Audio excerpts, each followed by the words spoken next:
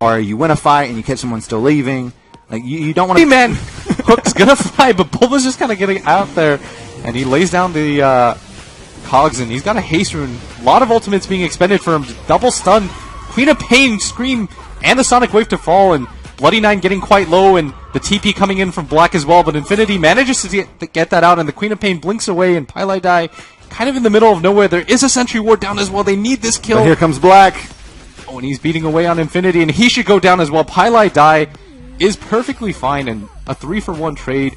Just so much was expended for Bulba. That was such a, like, not clean engagement from Bulba either, right? He went in, he kind of yellowed in because he had a high strength. And so EHUG, I mean, they had the right idea. If they were going to get into a fight, that wasn't a terrible one. Infinity did the right thing as well, breaking that TP from Black, but he was fast enough. He's got Boots of Travel and Ayasha, was able to just kind of hightail it over there. And exactly.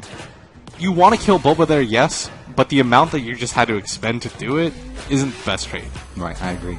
And that's why this Boots of Travel, this really early Boots of Travel pickup is so smart for Black, because in this meta, you want your carry to be able to fight. You want him to be able to TP.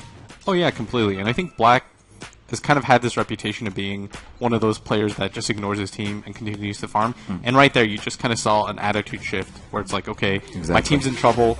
Yes, I'll kind of drop this farming and try to rotate over and help. And Bulba picking up this bottom rune, just the bounty, so not being able to do much. And like you said, not the most clean engagement, but does he even care at this point? He just wants to force the other team to worst, considering the situation. Is there ever a situation where you give up on the Battle Fury, ever? Or do you just always need it to be legitimate as anti-mage?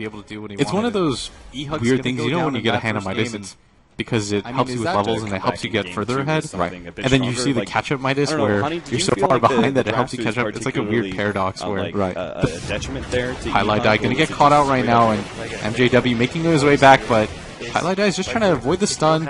This is more space creation by death, I guess, but... Oh, and the hook falls in as well. Quakefa with the double Sonic Wave. Bloody Nine getting quite low, but Justin in the rear, going to help out, but Bloody Nine's getting a little bit lower, and there's just so many heroes right now swarming in for MOUZ Sports on top of EHUG, and Infinity's going to get daggered as well, and Bulba's on the chase. Invis is up, and EHUG just has to get out of here as 3-man rotation, the Earth Spike is well to fall. Bulba's got a DD on top of that, and Way2's on a kill spree.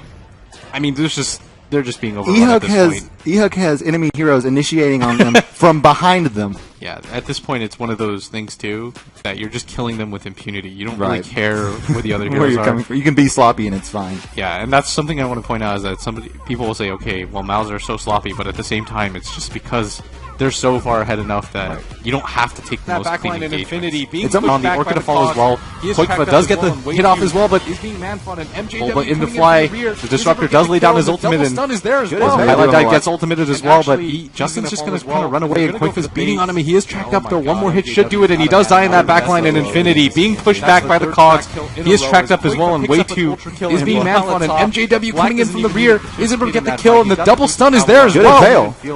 And actually, he's going to fall as well, and they're going to go for the bait. And oh my god, MJW's out of mana, not in the best position. He just can't do it. That's the third track kill in a row as Quakefa picks up an ultra kill, and meanwhile at top, Black doesn't even need to participate in that fight. He's got the Boots of Travel up, but doesn't even feel like it's necessary. And GG, well played, is called by EHUG as not too soon. Dominant one as well. And as we saw, gave up first blood, but it doesn't really matter. He did it in the best way possible.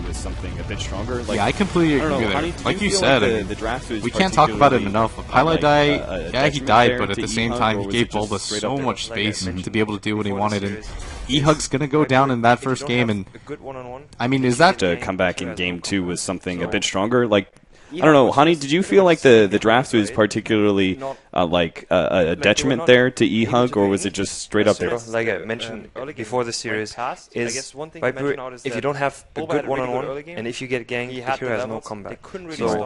So I think EHUG was just pretty much sitting behind, right? Not like they were not able to do anything. As soon as the early game went past, I guess one thing to mention out is that Bulba had a really good early game. He had the levels. They couldn't really stop him. So I think one thing they could have probably done is move